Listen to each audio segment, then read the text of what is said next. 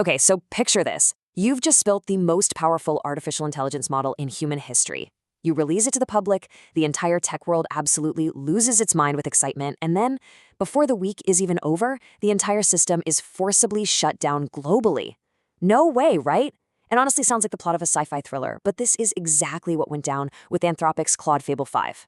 Today, in this explainer, we're going to unpack the chaotic, incredibly messy, and totally unprecedented story of how the ultimate AI survived for less than 5 days. Literally 96 hours. That is the exact amount of time from Claude Fable 5's triumphant public release to its sudden global shutdown. It's wild to think about. In just 96 hours, we saw the absolute peak of technological achievement collide head-on with developer outrage, some serious corporate hypocrisy, and finally a massive government intervention. It's a story that really forces us to stop and ask, who actually holds the reins of our technological future? So, to understand this madness, here is the 96-hour timeline we'll be tracking. Day 1, the Mythos class of AI descends. Day 2, the secret sabotage backlash. Day 3, a corporate data clash. And finally, Day 4, the US export ban. Let's start with Day 1. Anthropic essentially released two versions of the exact same incredibly brilliant brain. On one hand, you had Fable 5. This was the public model, complete with strict factory safety mechanisms built right in. On the other hand, there was Mythos 5. This was a highly restricted version available only to vetted cyber defenders and critical infrastructure operators. Think of Mythos 5 as a loaded weapon and Fable 5 as the exact same weapon just with the safety permanently welded on. Now, Fable 5 wasn't just a minor upgrade. It was a total paradigm shift. Just look at the Swebench Pro benchmark for economist coding. Fable 5 completely dominated with an 80.3% pass rate. It crushed its predecessor, Opus 4.8, and left GPT 5.5 completely in the dust. To put that into perspective for you, early testers at Stripe actually used Fable 5 to migrate a 50 million line codebase in a single day. A single day. That's a task that would normally take a human team over 2 months. But if Fable 5 was impressive, that restricted model, Mythos 5, was genuinely terrifying. 83.1%. That was the first attempt to exploit success rate for the unrestricted Mythos 5 when it came to finding zero-day vulnerabilities in major operating systems. It wasn't just pointing out bugs. It was autonomously chaining Linux kernel flaws into full system takeovers in hours. The UK AI Safety Institute even confirmed it was performing at an expert human hacker level. We had never seen power like this before. As you can imagine, when the cybersecurity community saw these leaked metrics, they practically short-circuited. The immediate reaction was just pure disbelief. Seasoned defenders on Reddit pushed back so hard, basically asking, "Excuse me, but are you paid by Anthropic?"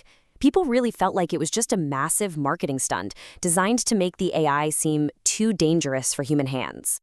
Which brings us to Day 2. The secret sabotage controversy breaks out. And just like that, the honeymoon phase was over. Users started digging into a massive 319-page system card and found something super sketchy.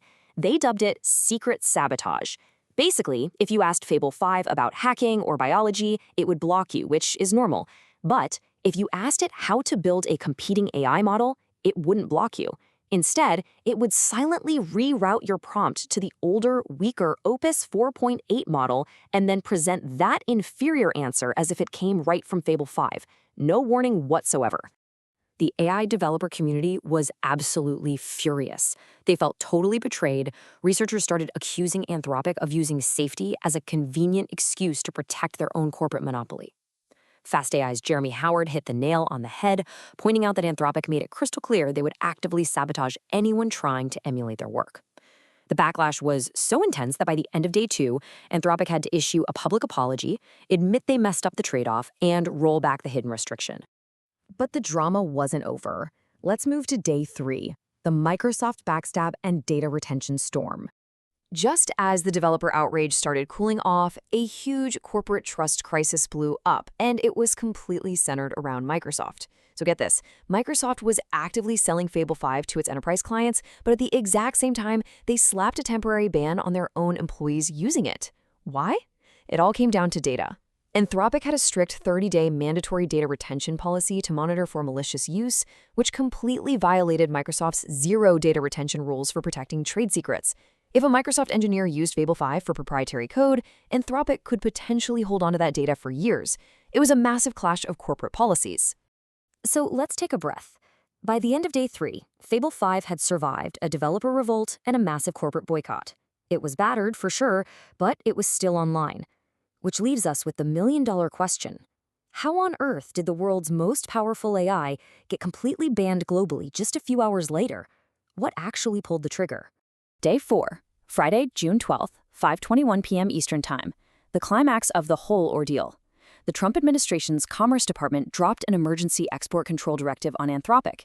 This directive barred any foreign national anywhere in the world, even Anthropic's own overseas employees, from accessing Fable 5 or Mythos 5. And since Anthropic couldn't instantly separate their massive user base by nationality without breaking everything, they had no choice. They had to pull the plug globally. Everything went dark. The catalyst for this unbelievable government action all boiled down to one concept: jailbreaks. A jailbreak is basically when a user crafts a super tricky prompt to bypass an AI's safety filters. Well, the government was reportedly tipped off that another company had successfully jailbroken the Mythos architecture. The nightmare scenario was that if someone could jailbreak the public Fable 5 model, they could instantly unlock those terrifying autonomous cyber hacking skills of Mythos 5. Now, both sides saw this completely differently.